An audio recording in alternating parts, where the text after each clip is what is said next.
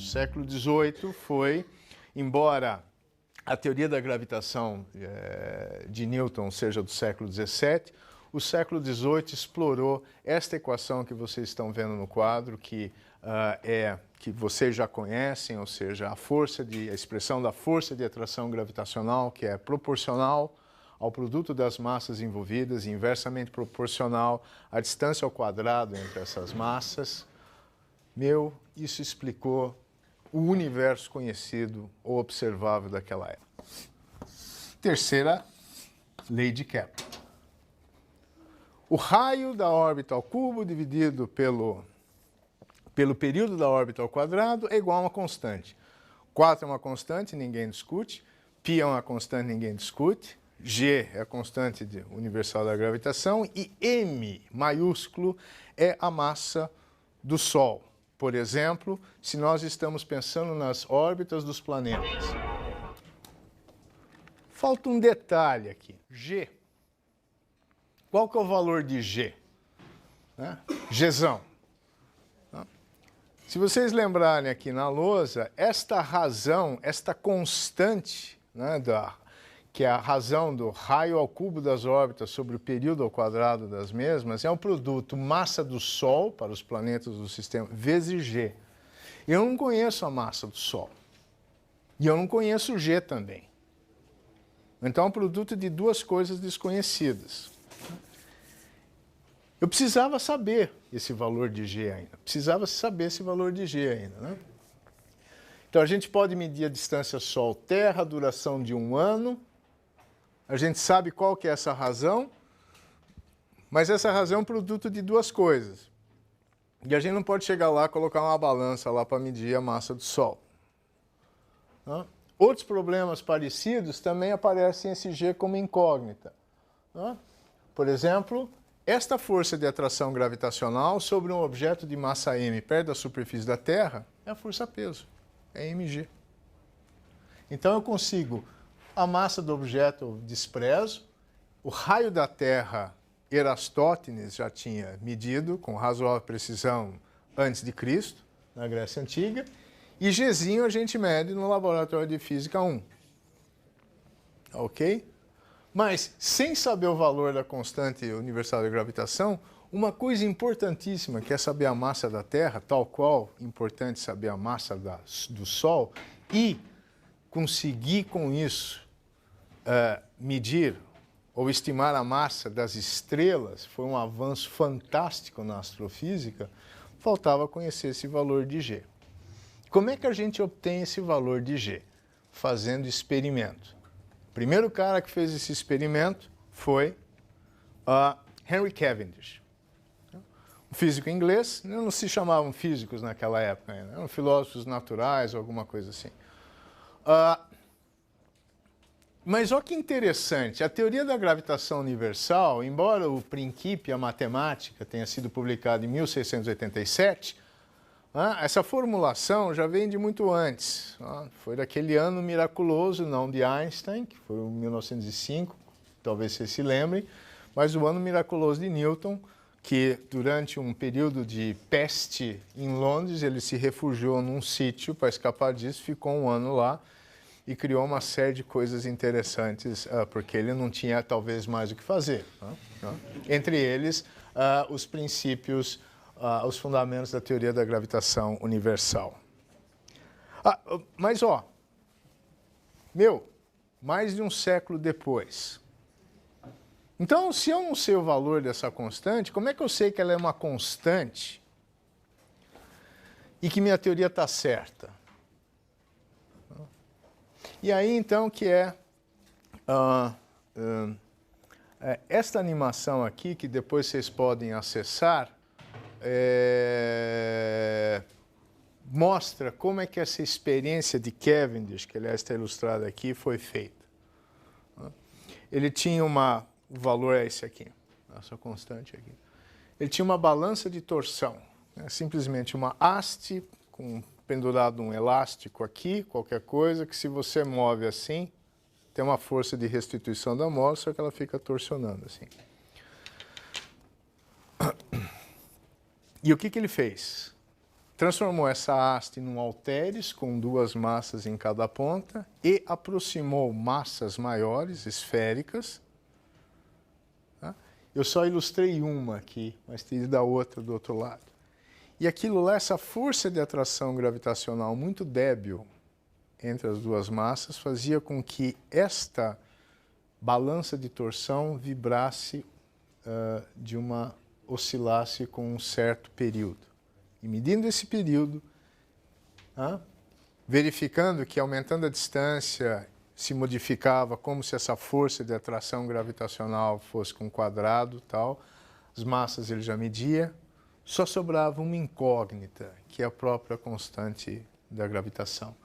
E o valor que ele obteve lá no final do século XVIII é muito próximo com o valor de medidas mais recentes. Incrível a experiência que ele conseguiu fazer, porque é muito delicada essa experiência. E não é em qualquer laboratório que a gente faz isso. A gente faz uma simulação disso, uma balança de torção com esferas carregadas. Porque a força de Coulomb tem a mesma cara da força de atração gravitacional. Mas fazer isso devido à força de atração gravitacional é uma experiência extremamente delicada. Que um carro passando lá no anel externo da Unicamp, um ônibus passando naquele anel, se a gente fizesse aqui, já poderia, com a sua vibração daquilo lá, prejudicar a medida. Né? E ele era rico, Cavendish, morava num castelo, o mais próximo que se movia era uma carruagem a 2 quilômetros da entrada. Então, ainda que há muito tempo atrás, essa experiência pôde ser realizada. Como é que ele pôde demonstrar isto? Ele pôde demonstrar isso comparando, que a teoria dele estava correta, sem saber o valor de G, fazendo o seguinte. Bom, esta teoria é universal, então a mesma força de atração gravitacional que explica por que a Lua orbita do jeito que orbita em torno da Terra é a mesma força que explica por que um giz, quando um professor deixa cair, solta, cai no chão. Então ele comparou isso. Então, primeiro, já que estamos falando de nêutrons, queda da maçã no chão, ok? Então temos a força-peso menos mg, que é igual, menos gzão, massa aqui no caso da Terra, eminho, que é a massa da maçã, dividido pela distância da maçã ao centro da Terra. Por que o centro da Terra, né, que a gente pode concentrar a massa da Terra para estimar essa força num ponto só, que é o centro da Terra? Isso é tema para a próxima aula. Ok? Então, a distância dela ao centro da Terra é o raio da Terra ao quadrado. Ok? Bom, isto aqui então me dá os seguintes resultados. Posso cortar o sinal menos dos dois lados, a massa, e eu chego a esse resultado aqui, que Gzinho, né, 9,8 metros por segundo ao quadrado, aceleração da gravidade, é igual a constante universal da gravitação vezes a massa da Terra, dividido pelo raio da Terra ao quadrado. Ok? E para a Lua? Para a Lua é um problema muito parecido com este aqui. Só que em vez desse emão passa a ser a massa da Terra e esse R passa a ser a distância Terra-Lua. Repetindo esse resultado aqui, nós temos então para a Lua, nós temos menos Gzão, massa da Terra, massa da Lua, dividido pela distância ao quadrado Terra-Lua, é de novo igual à força centrípeta, né? Onde eu tenho aqui menos massa da Lua, velocidade ao quadrado da orbital da Lua em torno da Terra, raio, a distância, desculpa, Terra-Lua. Ok? Bom, e aí essa velocidade de novo, 2π vezes o raio, essa distância Terra-Lua, né, dividido pelo período da órbita. Então, isto aqui vai ser igual a vamos continuar aqui, igual a menos massa da Lua, 4π ao quadrado, R, Terra-Lua, dividido por T ao quadrado. Coloquei aqui R só porque eu já cortei o R lá da aceleração centrípeta com R, um dos R's que aparece aqui do perímetro ao quadrado, ok? Bom, se eu pegar aqui comparar diretamente essa expressão com a primeira da força de atração gravitacional, eu vou chegar à conclusão que Gzão, massa da Terra, mesma coisa que aparece lá, ok? É igual a 4π ao quadrado, distância Terra-Lua, ao cubo, dividido por T ao quadrado. Porque eu peguei esse R ao quadrado aqui, ó, pus lá para cima, para cá, R ao cubo, T ao quadrado, opa, de novo a terceira lei de Kepler. Tchan, tchan, tchan, tchan.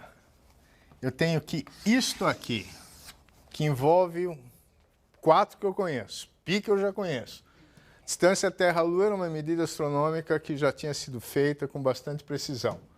O tempo da órbita da Lua em torno da Terra também já era conhecido.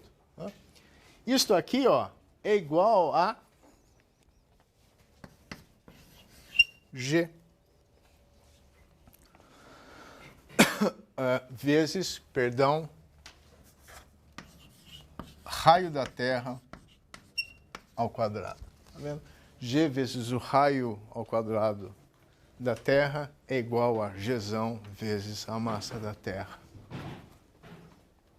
Eu coloco isso aqui para cima. Então, olha que esperto. Se é uma lei universal, ela explica o movimento dos planetas em torno do Sol e da Lua em torno da Terra e explica também a força-peso. Então, peguei esses dois fenômenos aparentemente desconexos e consegui relacioná-los. Se eles estão relacionados pela mesma lei, então eu tenho essa igualdade aqui. E o esperto escapou de saber a massa da Terra e o valor de Gzão e fez comparação entre duas coisas, ou coisas que se conheciam. O tempo da órbita da Lua, a distância Terra-Lua, Gzinho, que isso Galileu já tinha lá seus dados, e o raio da Terra, que Aristóteles já havia estimado.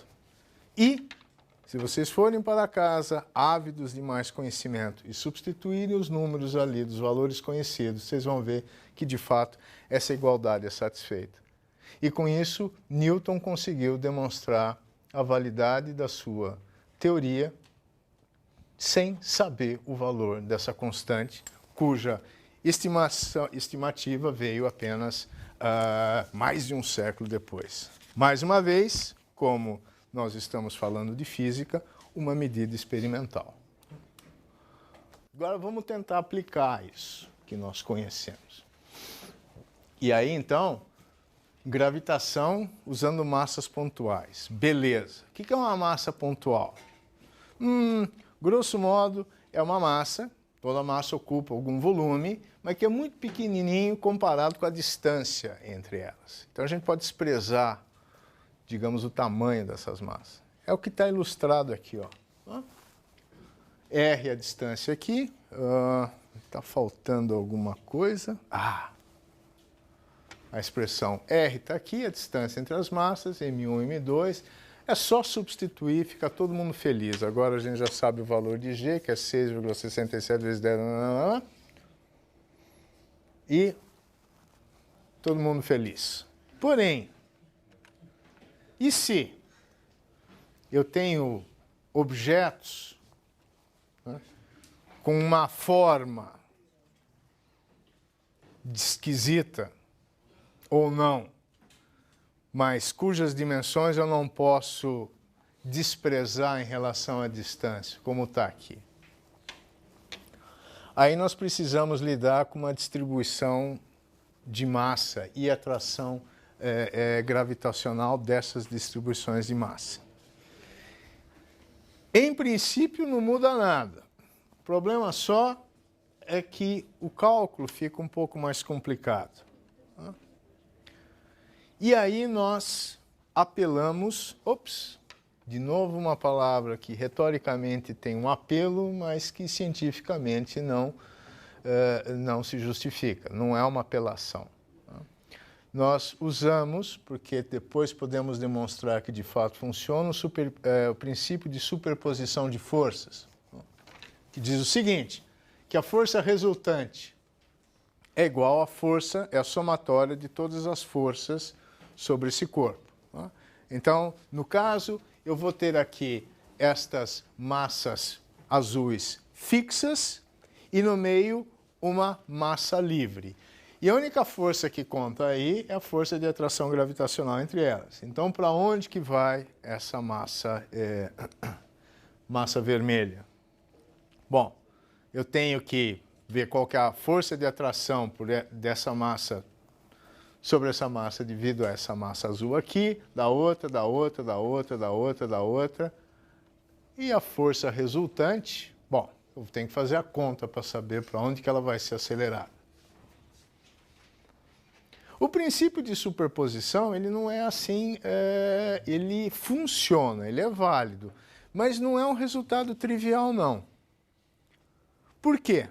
O fato de que a força de atração gravitacional entre esta massa e esta aqui, que é o quê? Produto dessas massas dividido pelo quadrado da distância, vezes g com um sinal menos na frente, ela não ser modificada pela presença das outras massas não necessariamente é algo universal. Funciona para esta e um mundo de outras forças, mas não é completamente universal, não é trivial.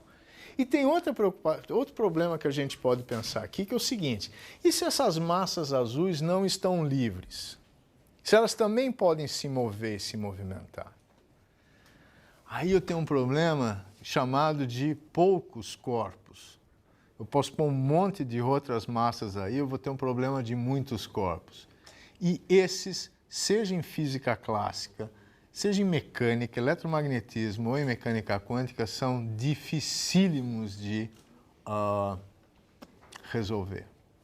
E a gente precisa fazer de uma maneira inteligente, que a gente chama em física de aproximações, e testar essas aproximações. Bom, isso aqui é um pequeno intervalo sobre método científico. Então vamos usar, para finalizar aqui a aula de hoje, um exemplo simples, usando esse princípio de superposição. E aí eu vou voltar à lousa, porque é muito numerinho aí. O problema que eu quero analisar aqui é simplesmente três massas aqui. Eu coloquei as massas fixas em azul. Opa, cadê meu gizinho azul? As massas fixas, duas massas fixas azuis.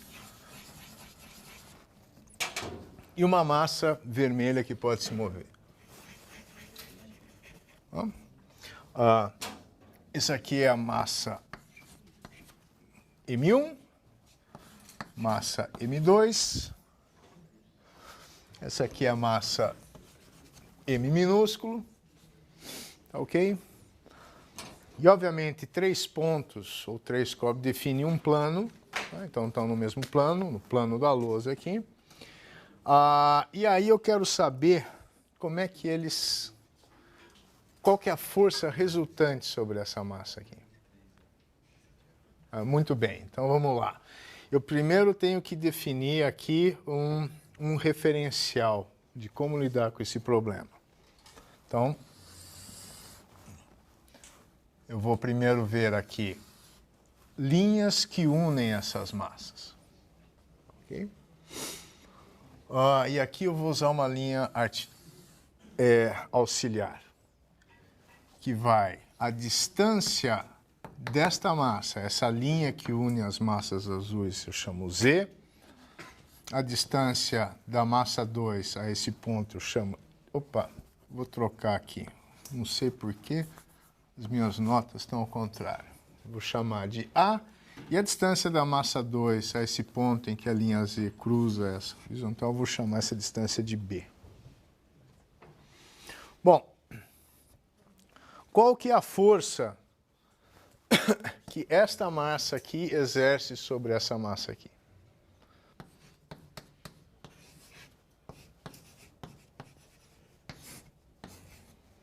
Vou chamar de 1 aqui. Esse versorzinho aqui é o versor que liga a massa 1 à massa M2. Então, eu tenho um valor que é o produto dessas massas, o inverso dessa distância ao quadrado, sinal menos na frente. Então, esta aqui é a força de atração de 1 sobre a massa vermelhinha lá no alto. E idem aqui. Não sei a intensidade delas, só estou colocando os módulos, sinalizando os módulos aí, não sei o valor delas, isso que nós temos que calcular. Bom, para calcular, basta somar F1 com F2. M2, M1 e M minúsculo já estão dadas, o problema é tratar essa distância entre as massas. Né? Então, aqui, vamos ver o seguinte. Essa força aqui faz um ângulo com essa vertical, a outra faz um ângulo que eu vou chamar de alfa e beta. Ok? E aí começa, então, uma certa complicação, mas que vocês já conhecem. Eu vou ter que decompor essas forças que são vetores em componentes, eu tenho que fazer isso com extremo cuidado. Tá?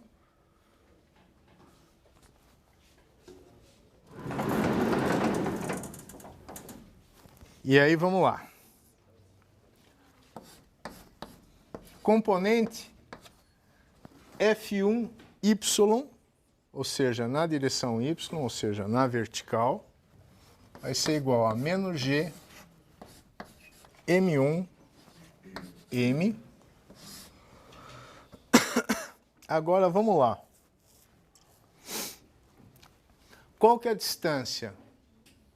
Qual que é a distância entre a massa M vermelha e M1? Que eu vou colocar ao quadrado.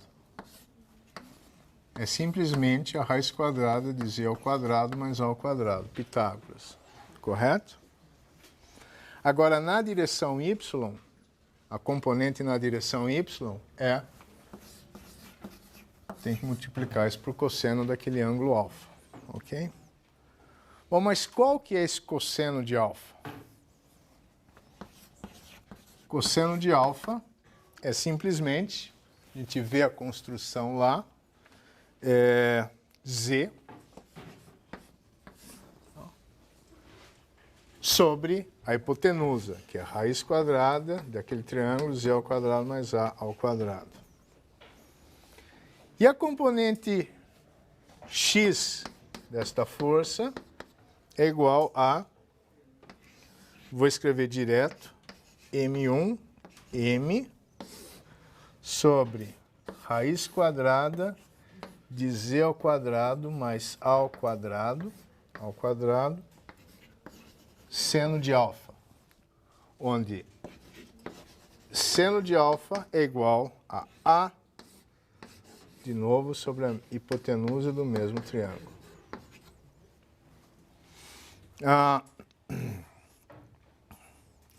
Por que que sumiu o sinal menos? Atenção, vejam só, com atenção. Esta aqui é a componente F1Y e esta aqui é a componente F1X. Cuidado com esses sinais aí, então, na hora de decompor. Eu tenho que fazer a mesma coisa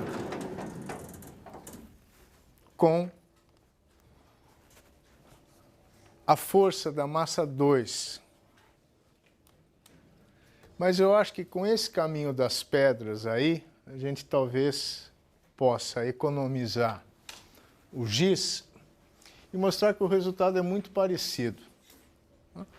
A definição do cosseno e seno de beta envolve a mesma construção, só que com esse lado B aqui. E aí então eu tenho as componentes Y das duas forças, da massa M1 sobre a massa, da massa M2, as componentes Y, X. E eu vou somá-las. Componente X com componente X, componente Y com componente Y. E esse aqui é o resultado. Já substituindo aqui ó, os cossenos e senos pelas expressões deles. E fica essa coisa bonita aí. Geralmente, quando a gente olha uma expressão matemática e ela parece um pouco complicada, muitas vezes a gente fica perdido, achando aqui não há informação nenhuma. É que nem aquela sopa de letrinhas que eu tomava quando criança e quando eu ainda estou com gripe, às vezes eu faço, mesmo na idade adulta. As letras parece que não estão dizendo nada ali, a não ser que eu estou com febre. Muito bem. Vamos então olhar com elas com um pouquinho mais de atenção. E aqui talvez eu use Esta aqui é a resultante na direção X. E essa resultante na direção Y. De fato, olhando para essa expressão geral, a gente vê pouca coisa. Nós temos que, então, testar limites. Temos que simplificar essa expressão. Por exemplo, esqueci de mencionar uma coisa. Esses eixos aqui em roxo, são os meus eixos que eu defino a direção Y e X, é o meu sistema de referência de coordenadas, com origem aqui neste cruzamento. Que simplificação eu vou fazer? Eu vou dizer que este braço A e B são iguais, ou seja, a massa vermelha está exatamente no centro aqui. Essa aqui é uma das massas, a outra massa azul está aqui exatamente no centro, a uma distância z qualquer. Okay? Com isso eu posso simplificar a expressão, né? Porque onde está B, eu coloco A também. E se além disso, essas duas massas azuis aqui forem iguais, né? Ela estiver bem no meio, aí intuitivamente eu sei que a força de atração gravitacional para cá é igual para cá em módulo. Okay? E eu posso simplificar a expressão para força na direção vertical para baixo, que tem essa cara aqui. E a resultante de forças na direção X é zero. Claro, elas se cancelam. E a na direção vertical se somam. Bom, esse é um exemplo extremamente simples, esse cancelamento. A força resultante na direção x igual a zero é um exemplo extremamente simples de simetria, okay? Que é outra palavra-chave para entender o universo do ponto de vista da física. Bom, e se z é igual a zero? De novo, B e A pode ser qualquer, mas eu coloco esta massa vermelha exatamente aqui no meio. Ops! O que acontece? Se z é igual a zero, na direção y, que tem esse z em evidência aqui, né, na força resultante, é zero. Ela não vai, ela está na linha que une as duas aqui, ela não vai pular para fora. A força de atração gravitacional só está na direção x. A força resultante na direção x é esta expressão aqui. E a condição de equilíbrio, ou seja, que a força resultante seja zero, é dada por essa expressão aqui.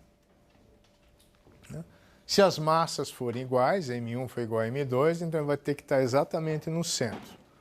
Se eu desviar um pouco do centro, a força de atração gravitacional vai ser diferente de zero e vai para um dos lados. Agora, o que acontece se eu fizer um Z muito grande comparado com essa distância aqui? Ou seja, essa partícula, essa bolinha vermelha, essa massa vermelha está a uma distância muito grande. Ou seja, Z é muito maior, muito maior que A e que B. Bom, neste caso, então, eu tenho essa expressão aqui, ó. Este A eu posso acabar desprezando em relação a Z. Eu vou ter, então, Z ao quadrado, raiz quadrada disso é Z, 3 meios, cancela com esse Z. Eu vou ter como aquela expressão F igual a menos G, zão, M, a massa das duas vezes M1, vezes a massa dessa massa vermelha, M pequeno minúsculo, dividido pela distância, pelo Z ao quadrado. É como se eu pudesse desprezar a uma distância muito grande, que na verdade são duas massas. Mas na prática, eu posso fazer a aproximação de que elas estão ocupando o mesmo lugar de espaço, então a mesma distância Z. Só que aí, então, duas massas, o dobro, duas vezes M1, se as massas forem iguais, por exemplo. Ou M1 mais M2, se essas duas massas azuis forem diferentes. Ok? Com isso, a gente tem uma intuição de que a atração gravitacional entre coisas muito distantes, a forma não importa tanto. Mas o problema é um pouco mais complicado, em que na aula que vem nós vamos discutir a força de atração gravitacional devido a uma distribuição contínua de massa. Um exemplo simples que nós vamos resolver exatamente, e um exemplo um pouco mais complicado que nós vamos discutir com uma certa... apenas de um modo mais geral, que os detalhes vão ser discutidos na aula exploratória, mas todos os caminhos vão ser dados aqui. E nós vamos resolver esse problema para atacar duas questões fundamentais como aplicação disso. Uma delas é um problema fundamental ainda em aberto, que é a matéria escura. Nós vamos conseguir entender, com o que nós aprendemos hoje, vamos aprender no começo da próxima aula, de como foi possível observar esta coisa estranha que é a matéria escura, que, aliás, foi observada pela primeira vez por esse físico de origem austríaca, mas que trabalhou nos Estados Unidos, que se chama Fritz Zwicky. Até o final do semestre vamos aprender a pronunciar esse nome, ok? Ele observou nos anos de 1930 que algo ocorria muito estranho com a velocidade de rotação das galáxias, num aglomerado de galáxias chamado aglomerado de Como. A velocidade de rotação era muito maior do que prevista pela quantidade de massa que podia ser observada. Ok? Assim surgiu a hipótese da matéria escura. Embora a gente fale muito disso hoje em dia, essa hipótese já tem lá seus 80 anos. Ok? E o que vem a ser esse problema? Então nós vamos discutir como foi possível observar essa anomalia na rotação das galáxias e construir a hipótese da presença de matéria escura. E depois, um problema muito próximo ao nosso, que é uma aplicação de medições muito precisas do Gzinho, a aceleração da gravidade, que são medidas gravimétricas.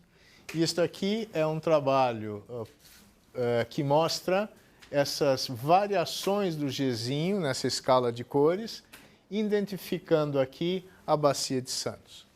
Ou seja, nós vamos tentar estimar com o que a gente aprendeu aqui, usando